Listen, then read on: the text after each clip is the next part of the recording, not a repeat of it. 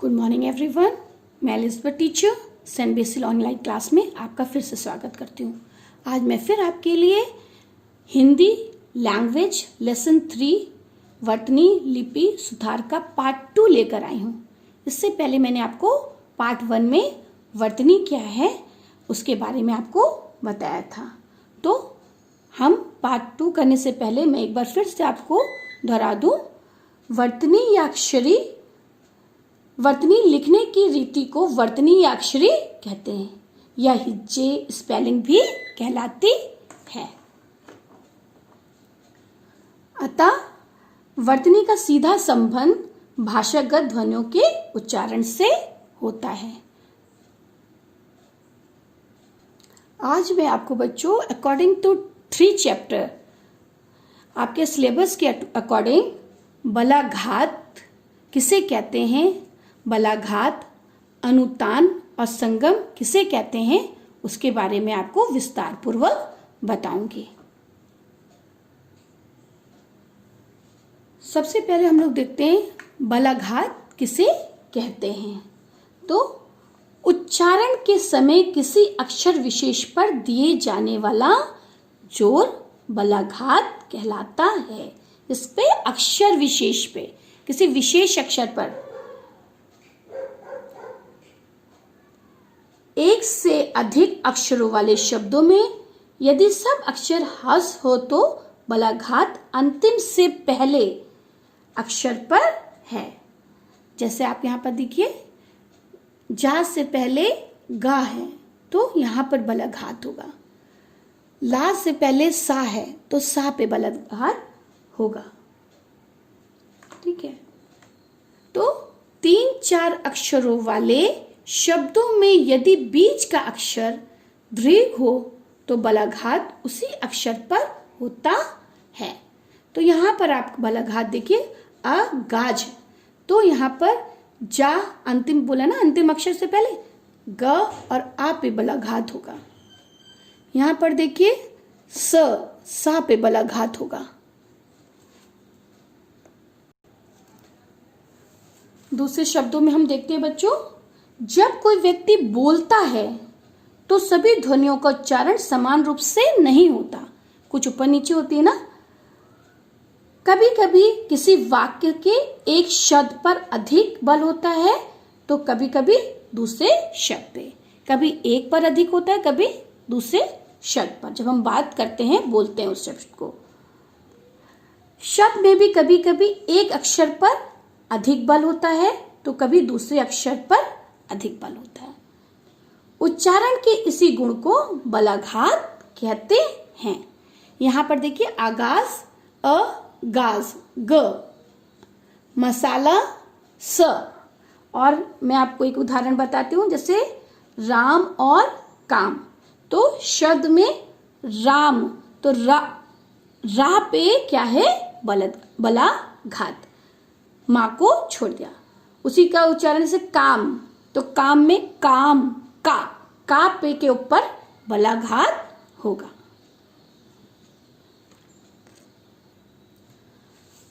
दूसरा मेरा टॉपिक है अनुतान।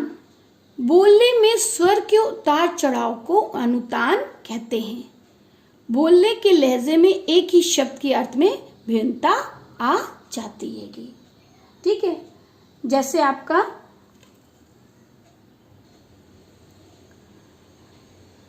जब भी स्वर से उच्चारण करते हैं तो कुछ शब्दों पर हम ज्यादा जोर देते हैं तो कुछ पर कम।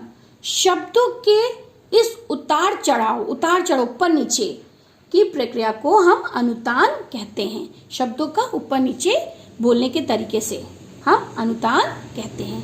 इसका उदाहरण देखिए, अच्छा, ठीक है, अच्छा, सामान्य कथन, हमने स्वीकृति दे दी, ठीक है, अच्छा, अच्छा। यहाँ पर देखिए, अच्छा, यहाँ पर किसी वाक्य में हमें क्या है, किसी वाक्य में या किसी के ऊपर हमें संदेह है, उस वाक्य में हमें संदेह है तो हम प्रश्नवाचक चिन्ह लगाते हैं। फिर है अच्छा, आश्चर्य, ये क्या है आपका, विस्मय आदि बोधक चिन्ह। ठीक है, विस्मय आदि बोधक चिन्ह। तो ये क्या, अच्छा, फिर से बच्चों हम देखते हैं कि अनुतान क्या है। बोलने में स्वर के उतार चढ़ाव को अनुतान कहते हैं, जो हम स्वर ऊपर नीचे होता मेरे। बोलने के लहजे से एक ही शब्द में, यानी शब्द एक ही है लेकिन उसके अर्थ में क्या आ गई, भिन्नता आ जाती है। अच्छा, ठीक है। सामान्य कथन, ठीक है। स्वीकृति हो गई, ठीक है, अच्छा, ठीक है। फिर दूसरा अच्छा, यानी कि आपको संदेह होना उस शब्द पर, ठीक है, अच्छा। और फिर तीसरा है आश्चर्य, यानी कि विस्मय सूचक चिन्ह। हमें क्या हो रहा है, किसी चीज पे आश्चर्य हो रहा है, अच्छा ऐसा हो गया। ये आपका क्या है, ये एक ही शब्द है लेकिन उसके उतार चढ़ाव से, उसके बोलने के उतार चढ़ाव को ही हम अनुतान कहते हैं। थर्ड देखिए बच्चों, संगम। उच्चारण शब्दों के सीमा संकेत को संगम कहा जाता है। बोलते समय अक्षरों के मध्य में हल्का सा विराम होता है, यानी कि रुकना, हल्का सा विराम होता है। इस विराम के नाम को ही संगम के नाम से जाना जाता है। उससे शब्दों के भिन्न अर्थ निकलते हैं। आपको पता है बच्चों, विराम का अर्थ क्या है? विराम का अर्थ है रुकना। रुकने की इसी प्रक्रिया को संगम कहते हैं।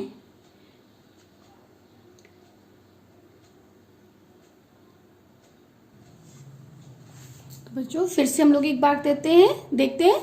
उच्चारण शब्दों के सीमा संकेत को संगम कहा जाता है। बोलते समय अक्षरों के मध्य में हल्का सा विराम होता है। इस विराम के नाम को ही संगम के नाम से जाना जाता है। उससे शब्दों में भिन्न अर्थ निकलते हैं। तो विराम का अर्थ क्या है, सबसे पहले जान लीजिए। विराम का अर्थ है रुकना। इसी रुकने को संगम कहते हैं। और रुकने की इसी क्रिया को व्याकरण की भाषा में हम विराम कहते हैं। क्या कहते हैं व्याकरण की भाषा में? विराम कहते हैं। रुकने की क्रिया को व्याकरण की भाषा में हम विराम कहते हैं। अब हम लोग उदाहरण देखते हैं। देखिए उदाहरण, जलसा यानी सभा, कोई सभा, और जब हमने कह दिया जल सा, यहां पर विराम आ गया दोनों के बीच में, तो जल की तरह। दोनों शब्द में क्या आ गया, अर्थ में, दोनों के अर्थ में भिन्नता आ गई। एक और एग्जाम्पल देख, सिरका, तो एक तरल रासायनिक पदार्थ। जब हमने बोला सिर का, यानी दोनों के बीच में क्या आ गया, विराम, तो क्या हो गया आपका, सिर के संबंध में। ऐसे कुछ और उदाहरण मैं आपको बताती हूं। जैसे तुम्हारे, ठीक है, जब हम इसको बोलते तो तुम हारे, हल्का सा विराम आ गया, क्या हो गया, तुम हारे। फिर है मन का, तो फिर मन और का, हल्का सा विराम बीच में आने हो गया मन का। तो देखिए जलसा सभा, लेकिन हमने जब बोला जलसा, बीच में विराम आ जाने से वो हो गया जल की तरह। तो बच्चों थर्ड चैप्टर समाप्त करने से पहले हम आपको शुरू से एक बार फर्स्ट पार्ट और सेकंड पार्ट का एक बार फिर से मैं आपको दिखाना चाहती हूँ विस्तार पूर्वक। देखिए थर्ड लेसन में वर्तनी लिपि सुधार में सबसे पहले हम लोगों ने क्या देखा कि व्यंजन के सही उच्चारण हेतु स्वरों को मात्रा के रूप में मिलाकर लिखना होगा। जब आप सही लिखेंगे तो साथ ही साथ वर्तनी भी स्वतः लिखी जाएगी। सेकेंड मैंने आपको दिखाया था कि आ की कोई मात्रा नहीं होती, प्रत्येक व्यंजन में आ ध्वनि रहती है। ये मैंने का एग्जाम्पल आपको दिखाया था कि कैसे मात्राएं लगी हैं। थर्ड हमने आपको कुछ अशुद्ध और शुद्ध शब्द दिखाए थे जिसके कारण हमारी वर्तनी में, वर्तनी को लिखने में क्या होती है, अशुद्धियां होती हैं। फोर्थ मैंने आपको दिखाया था वर्तनी किसे कहते हैं। तो वर्तनी का निर्माण किससे हुआ, वर्तन शब्द से हुआ है, जिसका अर्थ है पीछे पीछे चलना या अनुकरण करना। या वर्तनी को हिज्जे या स्पेलिंग भी कहते हैं। और वर्तनी का सीधा संबंध भाषागत ध्वनियों के उच्चारण से होता है। फोर्थ मैंने आपको फिर दिखाया था मैंने, वर्तनी का संयोजन कितनी तरह से होता है। तो वर्तनी का संयोजन 2 तरह से होता है, स्वर और व्यंजन के योग से और व्यंजन और व्यंजन के योग से। फिर मैंने आपको सेकंड पार्ट में दिखाया था बलाघात किसे कहते हैं।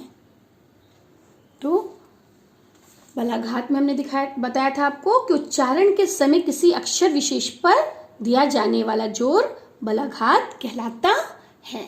जैसे आपका यहाँ पर एग्जाम्पल देखिए, आपका आगाज, तो ये बीच के अक्षर पर अगाज, गा पे हमने ज्यादा जोर दिया है तो यहाँ पर बलाघात होगा। मसाला, तो सा पे ज्यादा जोर दिया है, सा अक्षर पे, तो सा आपका हो गया बलाघात। फिर सेकंड हमने देखा था अनुतान, बोलने में स्वर के उतार चढ़ाव यानी ऊपर नीचे होने पर क्या होता है, शब्द के अर्थ में विभिन्नता आ जाती है।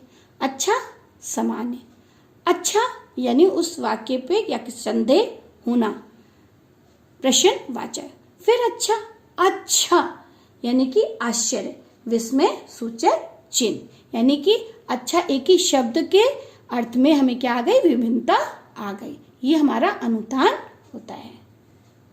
फिर संगम, संगम आपका क्या है कि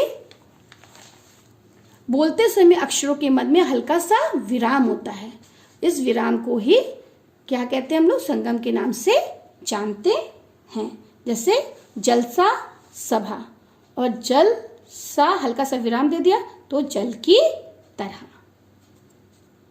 अब आपके लिए होमवर्क है बच्चों, सबसे पहले आप वर्तनी किसे कहते हैं या वर्तनी क्या है इसकी परिभाषा लर्न करिएगा, और साथ ही साथ बलाघात, अनुतान और संगम किसे कहते हैं इसको भी आप लर्न करिएगा। कॉपी में नहीं लिखना है, सिर्फ लर्न करना है आपको, जो मैंने आपको लिखित रूप में पहले दिया है उससे। सो आई होप आपको चैप्टर 3 समझ में आया होगा। So thank you and take care.